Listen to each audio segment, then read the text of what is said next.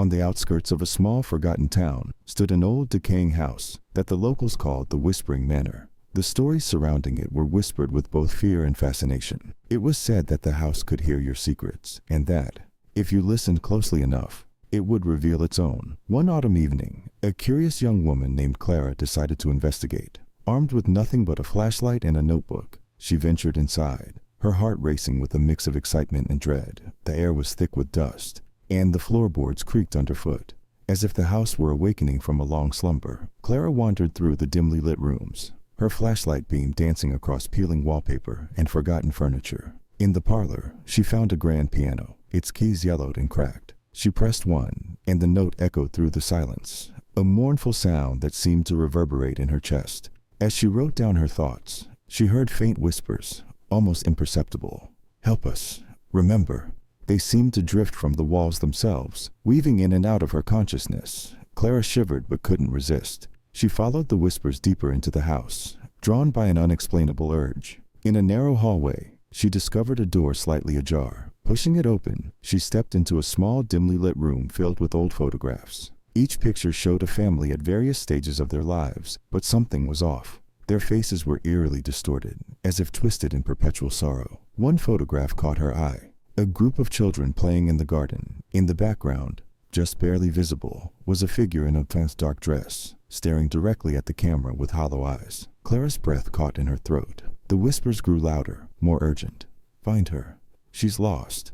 Suddenly the temperature dropped, and Clara felt an icy breath on her neck. Spinning around, she found herself alone in the room, but the whispers had morphed into a cacophony of voices, pleading and mournful. Panic surged through her, and she stumbled back, colliding with the door. It slammed shut behind her. Heart pounding, she frantically searched for a way out, but the air grew thick and suffocating. The whispers twisted into wails, echoing the anguish of the house's past. She could feel their pain, their desperate longing to be remembered, to escape. Just as despair threatened to consume her, Clara caught sight of the photograph again. The figure in the background seemed to shift, its hollow eyes boring into her soul. With renewed determination, she rushed toward it, feeling an inexplicable connection. "Who are you?" she cried, voice shaking. The whispers paused, and for a moment the house was silent. Then in a soft, ethereal voice, it replied, "I am she. Help me." Clara felt a pull, an overwhelming urge to uncover the truth. She turned to the door, determined to leave the room and find answers. As she reached for the handle, the whispers surged once more, now a deafening roar. The door swung open with a force that sent Clara tumbling backward into the hallway. Gasping, she scrambled to her feet,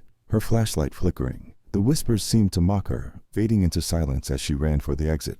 Bursting through the front door, she collapsed onto the grass outside, breathless and trembling. The manor loomed behind her, dark and foreboding. But as she glanced back, the whispers returned, softer now, lingering in the breeze. "Remember us. Find us." Clara never returned to the Whispering Manor, but its voices haunted her dreams, calling her back to uncover their forgotten story. And sometimes, late at night, she could swear she'd heard the faint notes of a piano playing in the distance, a mournful melody that would forever remind her of the secrets left behind.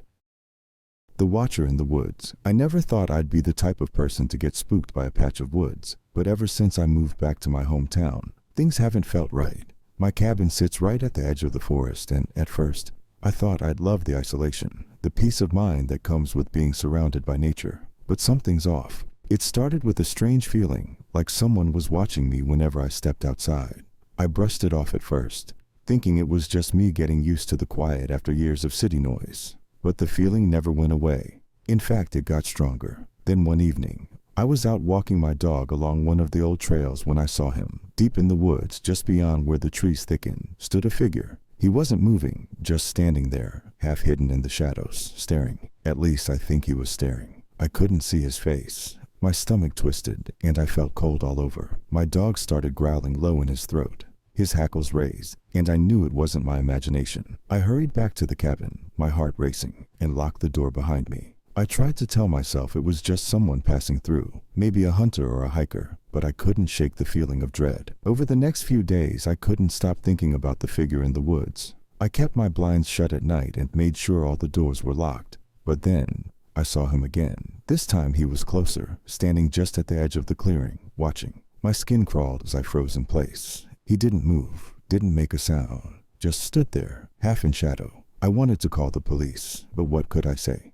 There's a guy standing in the woods near my house? They'd think I was crazy. I decided to ask my neighbor about it. He'd lived here his whole life, so maybe he knew if anyone else had seen this thing. When I described what I'd seen, his face went pale. He didn't laugh or call me paranoid. Instead, he said, "You need to leave that place. The woods here, there's something wrong with them. Once they see you, they don't stop watching." That night, I barely slept. Every creak of the cabin, every rustle of the wind outside made my heart jump. And then, just after midnight, I heard it. A soft tapping at my window, my breath caught in my throat. I didn't want to look, but I had to. Slowly, I turned my head toward the window, and there, pressed against the glass, was a hand. A hand with long, pale fingers tapping rhythmically. Behind the hand, the figure stood. Even closer now, I couldn't see his face, just the outline of his body. His head tilted slightly, as if he were studying me. I screamed and backed away, my heart pounding so loud I could hear it in my ears. When I grabbed my phone to call for help, the tapping stopped. The police came, but of course, by the time they arrived, the figure was gone. They told me it was probably just a prank or my imagination, but I know what I saw, and I haven't stayed a night in that cabin since. The haunted cabin. I never believed in ghosts until I found myself alone in a dilapidated cabin deep in the woods. It was meant to be a weekend of solitude, a break from the chaos of my life.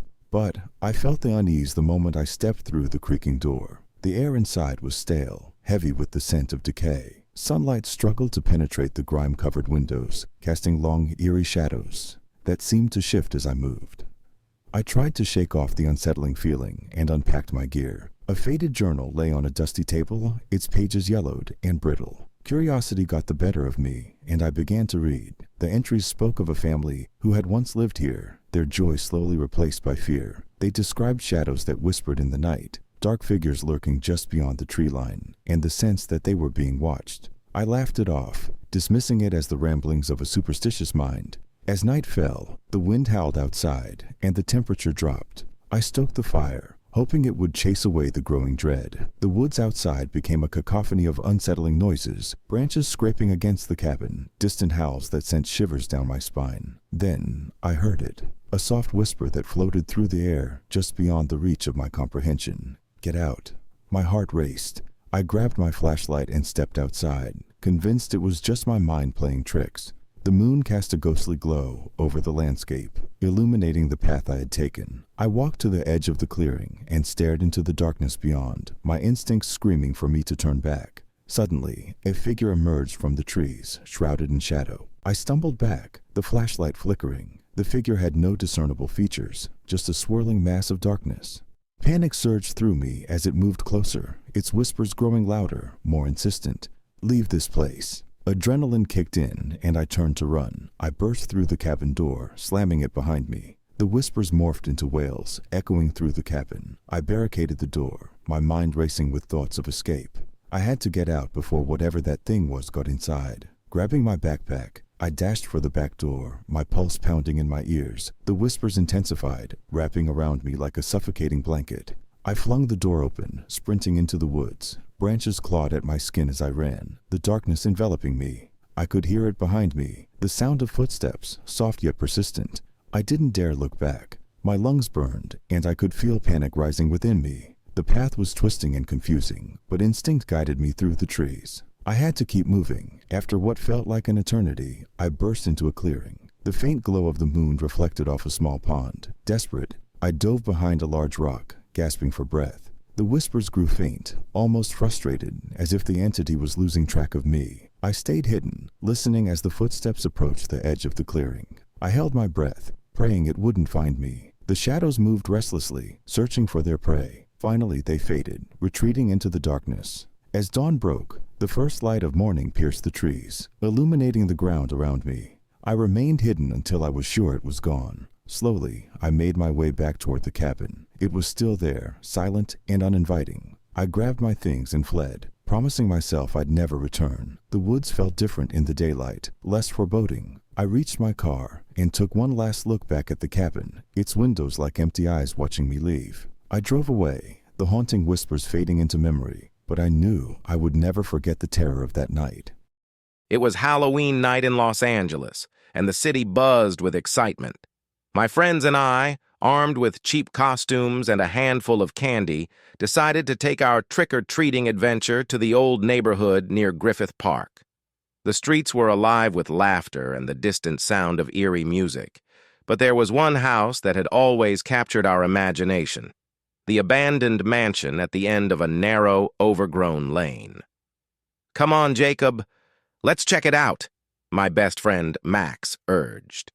The other kids, Ella, Ravi, and Sophie, crowded around him, eyes sparkling with mischief. I hesitated, the chill in the air making me shiver. Rumor had it that the mansion was haunted, but the thrill of adventure outweighed my fear. As we approached the house, the moonlight revealed a facade of crumbling stone and ivy. The windows were dark, like hollow eyes staring back at us. Max pushed open the rusty gate, its creak echoing ominously. "After you, brave Jacob," he teased. I rolled my eyes but took a deep breath and stepped forward. Inside, the air was stale, heavy with the scent of mildew. Our flashlights flickered as we moved through the dusty foyer. Cobwebs hung like curtains, and the floor creaked beneath our weight. "This place is awesome," Sophie whispered, her voice barely breaking the silence. We ventured deeper, exploring room after room, each more decrepit than the last. But then we found it, the library. Books lay strewn across the floor, and a massive fireplace dominated one wall. It felt oddly inviting amidst the decay. "Look at this!" Ella exclaimed, pointing to a large leather-bound book resting on a pedestal. I picked it up, feeling the weight of it in my hands. The cover was embossed with strange symbols, and as I opened it, a cold gust swept through the room. The pages were filled with faded sketches of people and places that seemed almost alive. One illustration caught my eye: a gathering of children, their faces twisted in fear, huddled together beneath the very same mansion we stood in. "What is this?" I muttered, flipping through the pages. The atmosphere shifted, and I could feel the temperature drop. "Guys, I think we should go—" Before I could finish, the lights flickered violently, plunging us into darkness. Panic set in. "Stay close!" Max shouted, grabbing my arm. In the chaos, the book fell from my hands and landed open on the floor. Suddenly, a whisper filled the air, soft yet insistent. "Help us! Remember!" My heart raced. The voice was ethereal, echoing through the room. I glanced around at my friends, their faces pale and wide-eyed. "Did you hear that?" I asked, my voice trembling. They nodded, frozen in fear. The air thickened with dread, and I felt an overwhelming sense of urgency. "We need to leave now," I said, my voice firmer. As we turned to escape, the door slammed shut. The sound echoed like a gunshot in the silence. "Let us out!" Ravi shouted, pounding on the wood, but the door wouldn't budge. The whispers grew louder, swirling around us, a chorus of lost souls trapped within the walls. "Help us!" they cried, their voices merging into a haunting melody. "You must remember." In that moment, I understood. The mansion wasn't just a haunted house. It was a prison for those who had come before us. I spotted the book on the ground, still open, its pages fluttering as if caught in an unseen wind. "We have to close it!" I shouted, lunging for it. With trembling hands, I slammed the book shut. The whispers cut off abruptly, and the air grew still. The door creaked open slowly, revealing the night beyond. We stumbled out, breathless and shaken, the chill of the house still clinging to us. "What just happened?" Ella gasped, her eyes wide with disbelief. I looked back at the mansion, its dark silhouette looming against the moonlit sky. I think we just released something," I said, feeling the weight of the night's events settle over me. As we ran home, the echoes of the whispers lingered in my mind. I couldn't shake the feeling that the mansion would always be waiting, its secrets and stories entwined with our own. And as Halloween drew to a close, I realized that some things were better left undisturbed, especially in the heart of Los Angeles.